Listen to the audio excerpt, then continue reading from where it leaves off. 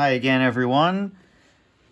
We are going to move forward today after you've unboxed your kit and made sure that everything is there.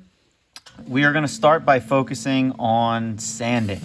So the only things you're going to need for this assignment, for this lesson, are your 4 wood project pieces. So I have them all laid out here.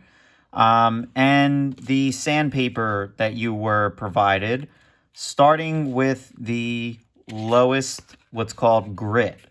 So the numbers that we talked about on the last video that are written on the back of each piece of sandpaper, this one being 100, refers to the grit of the sandpaper. So as I mentioned briefly before in the last video, the grit of the sandpaper just means how rough the paper is. And the lower the number, the rougher the paper is. So we actually do have sandpaper that is lower. We carry 60, 80, 100, 120, 150, 180, and 220 grit. The grits also can go higher.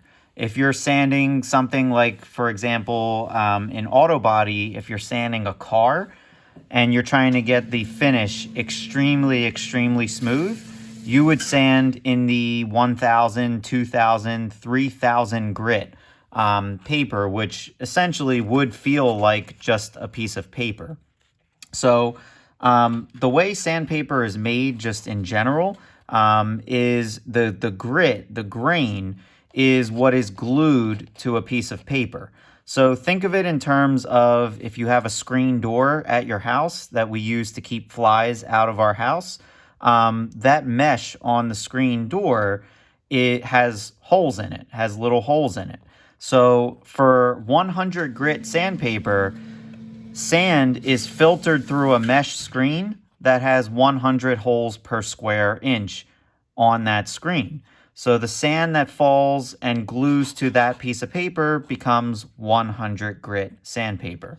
And the same thing applies for 120, 150, 180, and 220. The only reason this one is different in color is because this is waterproof sandpaper, which we're not going to sand using water, but when you do sand using water, it's called wet sanding. And basically you just wet the surface of what you're sanding and you wet the sandpaper. And it makes for the dust that you make, it allows it to wash away. That's more designed for, again, auto body, where you're sanding a car finish and you need it to be really, really, really smooth. So when we are sanding wood, we want to start at the lowest grit and work our way up to the highest grit. And the reason we do that is the lowest grit is going to remove more material and it's going to get rid of the big chips and flaky pieces of wood that are in the plywood right now. Once again, before you start with this, make sure you're working on a work surface that you're okay with getting dirty, and that your parents are okay that you might get dust on it. And if you're worried about scratching the work table, lay down some cardboard. If you have an old cereal box, take that and use it as a surface to work on top of. Because what you don't want is your sandpaper to scratch your tabletop. Because if you do run it across your tabletop, it will put a scratch in it. So that's the first thing that's really important. So we're going to start with 100 grit sandpaper, okay? And something that you might want to do just to make it a little more pliable is hold it against the corner of a table with the grit facing up. So the print should face down on the corner of the table. And you want to just kind of roll it on the corner of the table. and that'll just make it a little bit more pliable. Something else you can do that I like to do is fold it in half like this so that I can hold it a little more easily in my hand. I'm just going to take my ring off so I don't scratch that. Okay. So one of the first things you're going to want to do is remove these little chips and kind of like fuzzy marks there. And the way I'm going to do that is I'm going to hold my sandpaper on the corner like this, okay? Just like that. And you can work your way like this, going back and forth. Now you'll notice I'm not going across like this. And the reason why I'm not doing that is because if you sand going across the grain, you're going to put scratches in the wood, okay? So try to avoid going across the grain like that. You can just kind of go at an angle going with the grain back and forth, and those little pieces should flake off. Now, what you can do, since this is going to get glued up, that's not going to matter. You can put your sandpaper on the end like this. In that respect, you can go back and forth because that's going to get glued up. And you'll see that those pieces are starting to disappear. We want them completely gone. So if you have any fuzzy pieces of wood that are remaining, try to get them sanded away. It's kind of, in a way, like a soda can tab, where once you move it back and forth with the sandpaper enough, they'll eventually start to break away. And you can press down a little bit. What you just don't want to do is place it flat on the surface and go across, because then you are going to put scratches in the grain. Once again, on the rabbit, you can press down and go across the grain. Not a problem doing that. Okay. And you might see on the corner where after the rabbit was cut, the wood might have chipped out a little bit. So on our edges, you can kind of lightly go back and forth on that, and that'll just break off, okay? So I want to finish this so it looks the way it should with the 100 grit. Now in here, it might still feel a little bit fuzzy, but as you sand higher with the other grits of sandpaper, you'll get that nice and smooth, okay? So I'm going to do the same on the ends. I can look at the other end here, which doesn't have much in the way of chip out. So I can just very lightly sand the corners there. Okay. Now, with the edges, when you go to sand the edges, you can go in any direction you want. You can go this way or you can go this way. You're probably going to have more success going like this.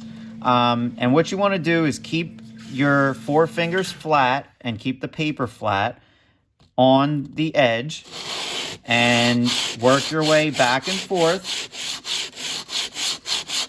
It's going to create dust. It's going to create sanding dust, but you can clean that up later. And what you're looking to do is just take away the roughness, all right? Sanding is supposed to make the wood smooth, and it's also supposed to remove imperfections. And that's what we're trying to do here. So with the 100 grit, that's what we're looking to do, okay? So you can do that on all 4 sides.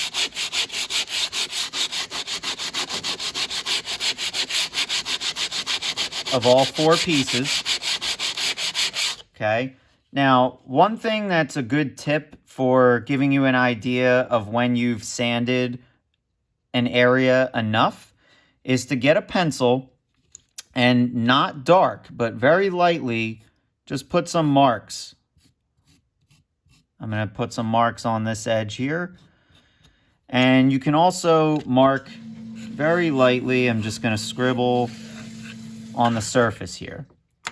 What that's going to do is tell me when the pencil lines disappear, I'll have a good idea of when it's time to move on from that section. So, just going to make some passes here.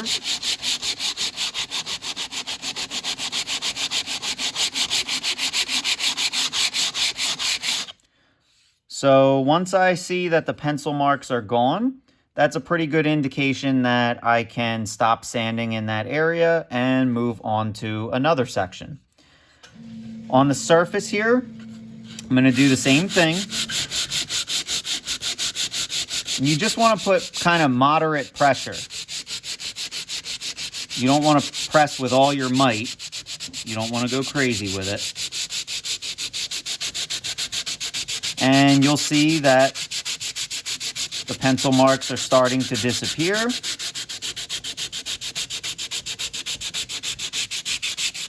You want to make sure that you don't mark it too heavily with your pencil, because then you are going to have quite a challenge to remove the pencil marks. Okay.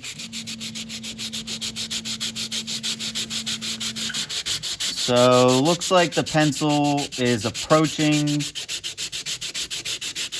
being completely disappeared.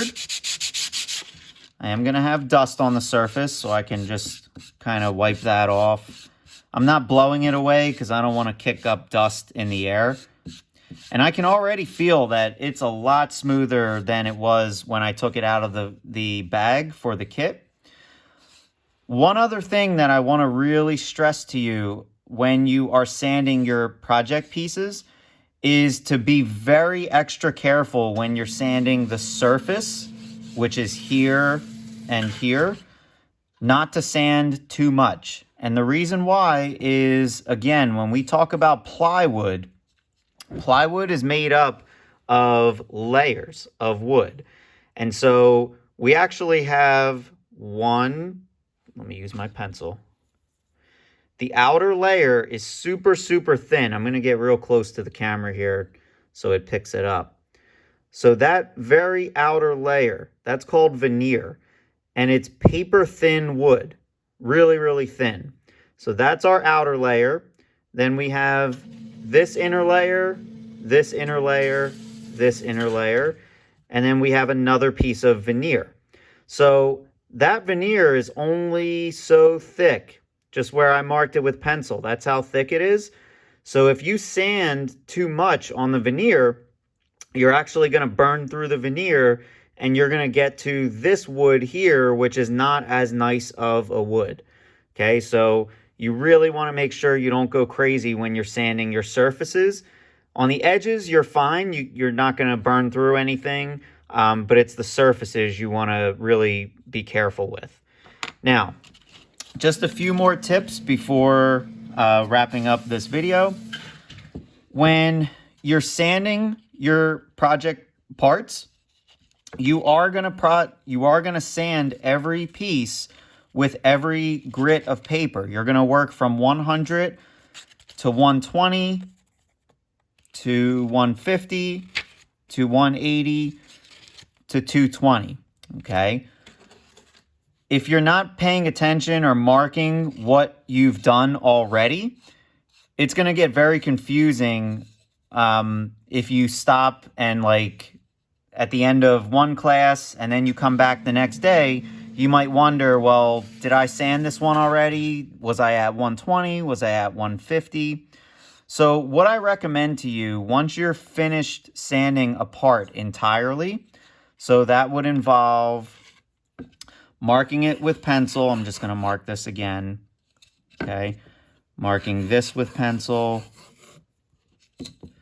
Mark your edge, your end, your other edge, your end here, okay? So once you've gone through the process and you've sanded the pencil marks away, and you've completely finished a piece with a grit of paper, my suggestion to you is to get your masking tape. I'm just going to grab that right now. And put a piece of masking tape on it. Now this one obviously needs more sanding because the pencil mark is there, but just write 100 on it, meaning that that's the grit that I was working with last, okay? So what you want to do then is, if you finish sanding a piece, put it to the side and work on sanding your other project pieces. Okay, so you would take this piece, do the same thing, mark it up with pencil lightly. Can't stress that enough. Okay, do the same on the other side. I would in fact do this first on all of your pieces. That way you can just get right into sanding. Do your edges, do your ends, sand it, put a piece of tape on it, mark it with 100, put it in your pile over here, okay? Once you have every piece sanded with 100 grit, you're gonna then move on to 120 grit, excuse me. You'll mark it again lightly with pencil. You'll sand it to remove the pencil marks. You're gonna feel that the wood is gonna get much smoother after each grit of paper that you sand with, all the way until you get to 220 grit, okay? So the assignment that might take you a little bit of time, but you're gonna sand all 4 parts with every grit of sandpaper until you get to 120 grit, and they're all sanded with 120 grit. Once that's finished, the next video I'm going to go over is just kind of softening your edges. I'm going to show you how to do that. And then once that's complete, we're going to start talking about assembling the various parts. So let's get started sanding, and I will check in with you when we're ready to round over the parts.